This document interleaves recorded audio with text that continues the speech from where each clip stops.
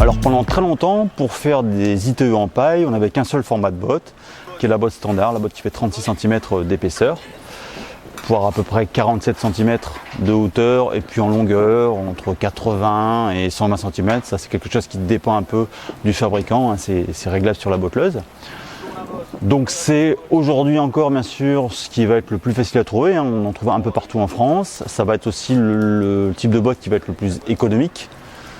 Surtout si vous la prenez en direct chez un paysan, c'est un peu plus cher chez un négociant. Mais ce format, il a plusieurs inconvénients pour l'ITE. D'abord, il y a son épaisseur, parce que 36 cm avec des enduits, on arrive vite à 40 cm. Et donc forcément, rajouter 40 cm sur un mur existant, ça commence à faire des murs très épais, et donc c'est pas possible sur tous les bâtiments, notamment si vous n'avez pas un débord de toit suffisant, ou alors il faut vraiment tomber sur les bâtiments où on va refaire le toit et on va en profiter pour rallonger le toit.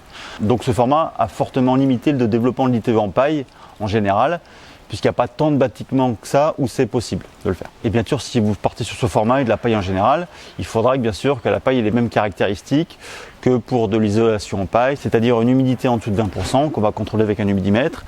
Et normalement, il faut une densité de 80 kg par mètre cube, mais pour l'ITE, on a tendance à demander un peu plus, si bien d'aller vers 80, voire 90 kg par mètre cube, surtout si vous êtes sur un système sans ossature, voilà, où les bottes sont fixées avec d'autres moyens sur le mur. Voilà, on veut quelque chose de très dense qui vraiment se tienne bien. Et ça restera aussi bien sûr le choix certainement donc le plus local, le plus écologique. L'autre inconvénient de ce format, c'est son poids. Une botte de négociant qui va faire 120 de long avec une densité qui va atteindre les 100 kg par mètre cube, on peut arriver facilement à plus de 20 kg par botte. Donc quand vous devez monter ça sur des échafaudages, puisqu'on va le poser par l'extérieur, ça commence à être un problème, ça commence à faire lourd. Quand vous faites ça toute la journée, à la fin de la journée, vraiment, c'est extrêmement éprouvant. Pour l'avoir fait régulièrement, c'est bien en chantier participatif quand ça dure pas trop longtemps. Et si vous voulez faire ça avec des salariés qui font ça tous les jours, au bout d'un moment, ils vont jeter l'éponge et ils vont vouloir passer à autre chose. Pour moi, c'est un gros inconvénient. Ça l'est déjà un petit peu en construction neuve, mais encore plus en ITE.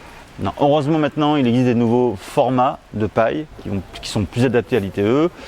Le premier, c'est la botte de 22, donc c'est des bottes, donc elles sont faites par des fabricants qui fabriquent ce type de bottes. Donc il y en a qui fabriquent directement ces bottes, un peu comme des bottes classiques à partir d'une botteleuse qui a été faite pour ça.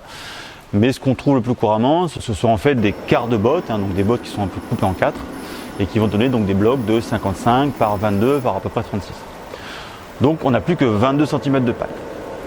Ça reste suffisant pour de l'ITE, surtout sur un bâtiment en maçonnerie. C'est moins performant qu'une botte de 36, c'est sûr, mais pour de la rénovation, pour de l'ITE, ça reste largement suffisant.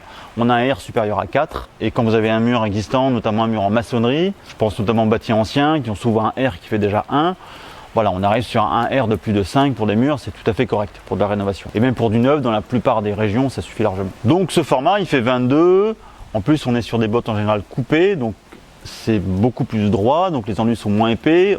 On arrive en général à 24-25 cm d'épaisseur.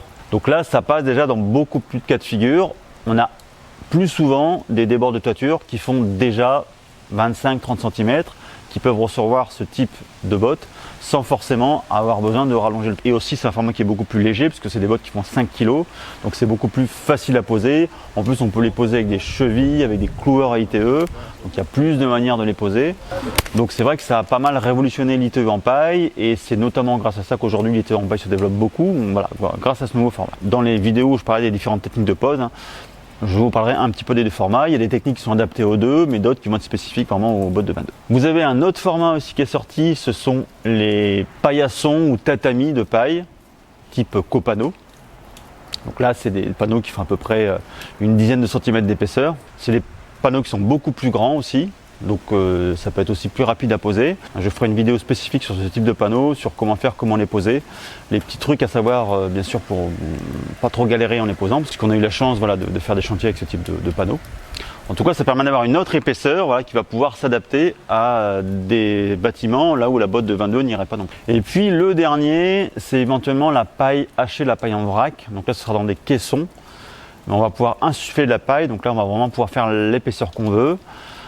C'est un peu différent parce que là on se retrouve avec un panneau qu'on ne va pas pouvoir enduire directement bien sûr. Mais si c'est pour faire du bardage par exemple, ça peut être tout à fait une bonne solution. C'est un bon moyen de mettre de la paille aussi dans des murs et notamment pour les gros projets, ça peut être vraiment très adapté. Voilà, il faut savoir que la paille est en pleine évolution, qu'on a ces nouveaux formats de bottes qui sortent et qu'on a pas mal d'autres projets en cours et on risque de voir dans les années à venir d'autres manières de poser la paille, d'autres formats. On essaiera de refaire des vidéos au fur et à mesure justement de ces évolutions pour vous informer de nouvelles techniques ou de nouveaux formats de paille qui pourraient nous aider notamment dans l'ITE en paille. Donc le choix il va quand même beaucoup se faire sur l'épaisseur disponible et éventuellement sur le temps de main d'œuvre parce que plus le format vraiment est standardisé, uniforme, plus ça va vite à poser, plus c'est facile à poser et donc ça a aussi un impact sur le coût de la main d'œuvre. Il ne faut pas regarder que le coût du matériau. Ce qui est chouette c'est que maintenant on a le choix et donc les vidéos suivantes on va parler des techniques vont vous permettre de vous aider à choisir justement le format qui est adapté à votre chantier.